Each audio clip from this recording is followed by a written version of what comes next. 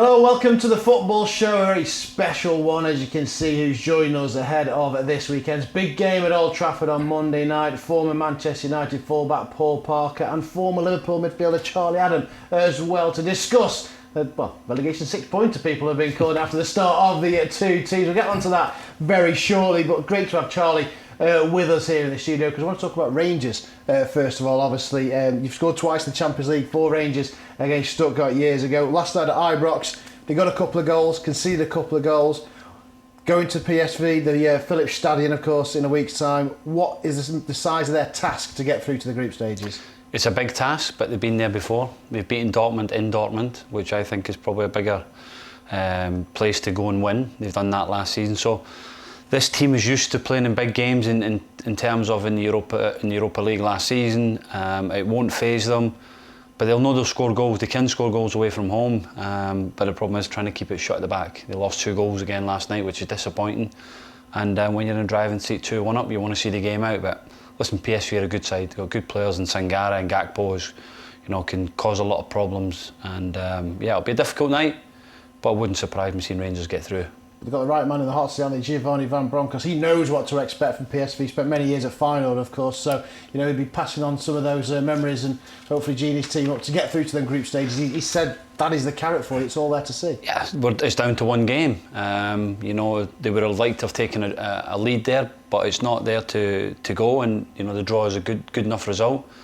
They have to produce a special performance to get through in the second leg, and this team's done it before and they can do it again. Yeah, they know they have in the locker, of course, from their European exploits last season. Best luck to Rangers then next week to get through into those group stages. But we'll start, of course, there's only one place to start, with the big game on Monday night. We've got former Manchester and Liverpool players in here. We'll start with you first, Paul. You were here in last week. It's fair to say you saw enough for Manchester United against Brighton to have concerns against Brentford, but is that as worse as it can get?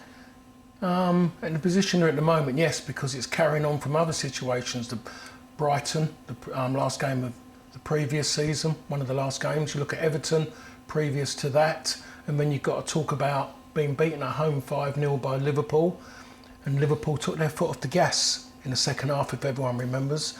And then they had Manchester City at home when Man City played with them, only just beaten them 2-0. Should have been a lot more. There's been a lot of poor performances where they've dug their way out, but that was the lowest of the low. You go to Brentford, and if you're going to get beat, at least you show a bit. I don't think really United committed one foul against Brentford. It was weak. Players just didn't want to know. They're not mentally or physically strong enough, the players within that squad now. There was lots of promise in pre-season for Manchester United, but it's just dawning on now on Erik Ten Hag the size of the task at Old Trafford. Let's see what he had to say after that 4-0 defeat against Brentford. I think we all have seen the game, and I think Brentford was more hungry, 1. And 2, we concede goal, individual mistakes, and then you can have a good plan, but then put the plan in the bin. Yes, I think it's nothing to do with tactical. That the first 2 goals is about dealing with the ball, and there's one, and decisions. It are my place, and we are together, and we are in a really difficult situation, clear, and we have to stick together. And we have to find the sources, and then we have to find solutions. I think they follow my instructions, but they make bad decisions, and that is football. There's a game of mistakes, and we get punished. No, that's our job. So we have to work on that. We have to encourage them, but also they have to get it by themselves, because they know they are good players. Now is to be a team and take responsibility. Yeah, Paul, he told the players to go out and play with belief, and obviously for him, they follow the tactics. Just silly mistakes crept in. Is he getting it right? I think he wanted to get it right, but he hasn't been allowed to. There's a lot of players he didn't want to be working with, and he's been stuck with them. They haven't given him what he wants. They've made that very difficult in the sense of trying to get players. But then when you look at the goals, the first 2 goals they conceded, it needed the players to think for themselves. You get told that you want to play at the back, but if you don't think you can do it, miss it out. Even if you kick it out for a throw-in, have an argument about it, but they've not scored a goal. You haven't given away an opportunity. The one with the back pass, the one where De Gea gives it to Eriksen. Don't do it. Just knock it into. Try and hit the front man, hit Ronaldo, hit it wide, but don't give it to someone with a player up behind them like that. Been questions about Lisandro Martinez. I mean, the transfer policy, United have been shopping at Lidl and Aldi compared to Harrods that they used to, aren't they, over the past few years? 2 weeks left of the transfer window. What does he need, and who would you keep out of who we've got in the current squad? Let's put it this way: there's quicker to say who you're going to keep to who you're going to get rid there of. were 6 players who started a game against Brentford. You'd let them all go, but that can't happen. You'd let them all go because they've been there. They've had a minimum of 3 managers since they've been at that club. So it tells you there's something wrong with the players. As much as you know, it's started from the top. When you lose games of football on the pitch, it's players, not the manager. It's the players who lose your games of football, and that's what's been happening at United for far too long. So you have to look at the players and you have to change them, but you can't change them because the way the club's structured financially, it ain't going to happen. They're all on too much money. Clubs can't afford to take them on loan, but then even if you want them on loan, what are you going to get from them? I don't think you're going to get a lot because they're not willing to do it at home. Are they going to go do a job for you away from home? So I know you're probably enjoying United's pain at present, but obviously... No, I don't, because you want the big clubs competing at the top, and it's one of the biggest clubs in the world. And it's difficult to see, even as a former Liverpool player, like you say, you want the best teams competing for the Premier League title. And at the moment, it's just, like you say, the players need to produce at the moment, and they're not. And Ten Hag's got 2 weeks to sort it out, because there's only one person who's going to lose the job. It's the manager. It's not the players, it's the manager. So he's got to make big decisions. If that is to get rid of Ronaldo, then they've got to do it. They've got to go and find a way and a solution to do it. But I don't think that's the issue. I think there's more to it than just that. I think, like Paul said, I don't think he's been backed the way Man United should have got backed. Yeah. They should have been spending 200-300 million this window. New manager, clear out, ready to go and try and compete. And they've not done that. And we'll see what happens in the next couple of weeks. But they have to get it right soon. Because if it don't, the longer it drags, the harder it'll be for the United fans to keep backing the football club. But it's not all rosy in Liverpool's garden either after the start. It's the 8th successive time they've gone behind. Yeah. People say about the midfield, missing a few midfields, they've got injury problems as well. Will Klopp delve into the transfer market? But it can't be as simple as just the missing Mane, because he's the only real big cog that's left that wheel. Yeah, that's not a solution. I was at the game the other night, and at large spells they controlled the match, but when you go so gung-ho and 2 full-backs are high, you're susceptible to the counter-attack, and that's what happens. Zaha, who's, for me, is somebody that, could possibly be playing at a bigger club than Crystal Palace. He's a threat in behind, and that when you're playing Liverpool at Anfield, if you can get that first pass off, then you get an opportunity to get into the defence, and that's what happened the other night, and that's where the goal come from, and not just once or twice that happened. So Liverpool will be working at that, but no, I don't think that. Listen, it's a slow start. Everybody will be thinking that because Man City have started so well. Man City have started the season slow as well earlier in the previous season, so I don't think they will have to worry about what Liverpool will do. They'll do business in the next couple of weeks. I'm sure about that, but I don't think Liverpool's problems are as big as Man United's problems. I'm sure they're not, no. Just quick down Darwin Nunez, obviously that's a steep learning curve for him. Yeah. The word on Mo Salah as well, is he missing Mane and Firmino being injured, playing off them, because he's been on the periphery of games? Yeah, well, listen, Diaz is off that left-hand side, Nunez has come in, it takes time for players to settle down as foreign players and coming into a big club, and, the other night, that won't help his, next few weeks with the red card, it's violent conduct, so it's 3 games he'll miss.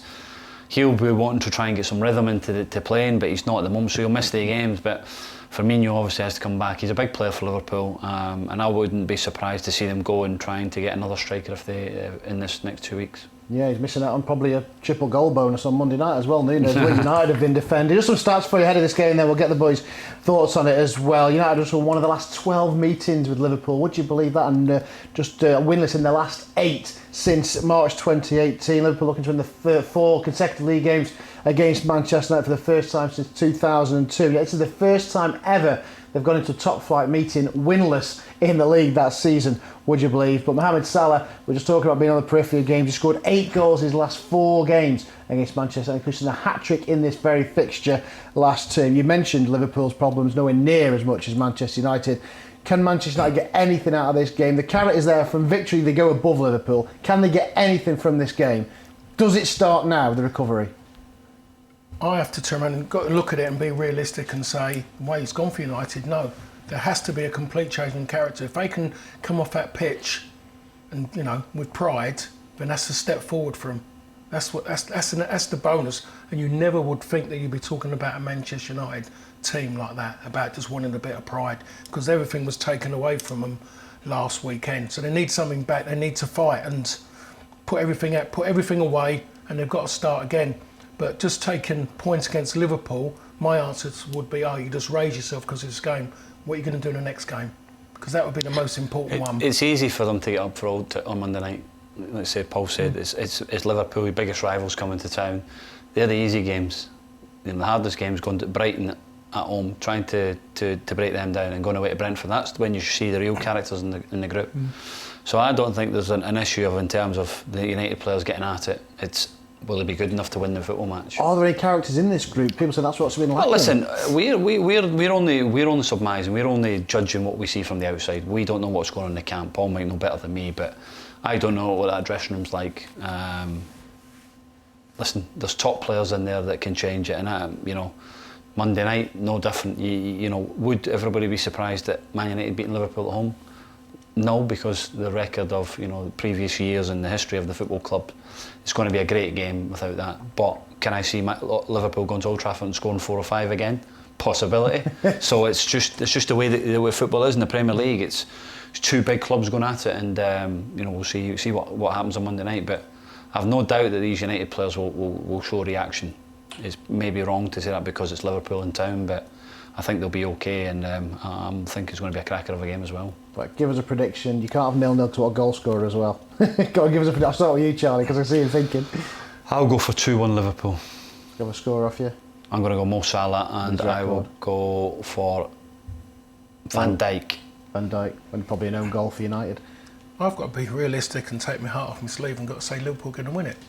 Nothing else can suggest for me to say anything different, really.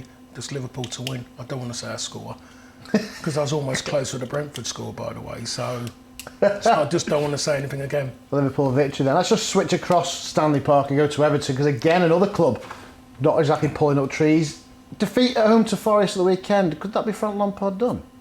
No, I don't think it'll be done. I think he'll at least get to the end of the window in terms of after that. It's a big, let's say, keep talking about it's big 2 weeks for Man United, but it's a big 2 weeks for Everton, because if they lose Anthony Gordon, I think he's their big hope in terms of local lad. He is one that they can look to at the moment, and it'll be how much money it will cost to maybe tempt him away. But if they can keep hold of him, they'll have done okay. Listen, he's played 50 games, he scored 3 goals and 4 assists. His return is not great, but in terms of what the club stand for, he understands it, and you know, I just think Everton need to add better quality. I like a couple of signings that they brought in Tarkowski coming in.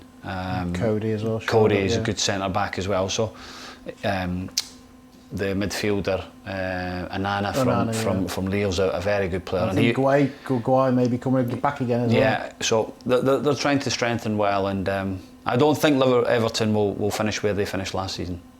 Leeds Chelsea's the next one to talk about on Sunday. Leeds winless in 7 games against Chelsea. Chelsea got such a good away record as well, second only to Manchester City. But that battle on the bridge, will that still be in their minds when they go to Ellen Road? I think it still will be. I mean, I was at the game and it was a great performance by Chelsea. The only thing they were missing was that little bit of maybe belief that they were going to score a goal. That was the only bit that was missing, because the rest of it was absolute perfection. The changing point in the game was Richarlison coming on, and all of a sudden the centre-halves were worried about what was behind them. But you know, they're a good side, considering, because the back end of last season they fell away. Tuchel seemed to have lost his mojo. The team fell away, giving away goals for fun. But this game, when they go to Ellen Road, it's a big game, you know, between the two clubs. But Chelsea, from what I saw last weekend, will go there and win. But it's still going to be tight because they haven't got that goal scorer. You know, as much as Sterling played really well, I thought, but he's not going to be your 25 goal a season person playing in that role. Leeds give you plenty of chances. There are 5 clean sheets in the last 41 games. Even without a striker, Chelsea still have too much? Yeah, I think Chelsea have too much. They're in got good quality. Sterling's a big signing for him. Koulibaly coming in. So no, I'd expect Chelsea to win this. We were just talking off before we came, we were talking about this earlier about Newcastle Man City, saying what a game that is this week at St James's Park as well. I mean, talk about 2 games for Erling Haaland. Great debut, 2 goals in the opening week. Got an assist, but only 7 touches against Bournemouth. I mean, will the real Haaland please stand up this week? No, mostly didn't really need him. They allowed him to rest while he was on the pitch because it wasn't needed against Bournemouth. I think it was always going to be a formality. They were going to win the game. But I wouldn't judge him off of that. His record speaks for itself, really. We don't know how many touches he had while he was a Dortmund player. But, for that game, given how it's going to be at Newcastle as well, St James's, even when they weren't playing that well, it was always still an atmosphere there when the big sides went there. And they're going to raise the roof on this one, a bit like what Liverpool do when the big sides come there. They're going to try and make it very, very uncomfortable for City. And we've seen before how City kind of crumbled when they went to Liverpool in the Champions League game, and so they're going to try and do that just to try and intimidate them. But given how early the season is at this moment, I still say that City will outpass them and try and take all the pressure out of the game by just keeping the ball.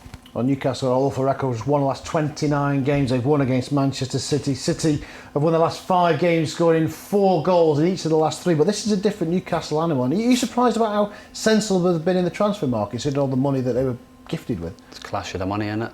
It's clash of the big boys that have got the most money. the oil But barber. listen, I think it's good to see Newcastle back trying to compete. It's a wonderful football club. It's a big football club.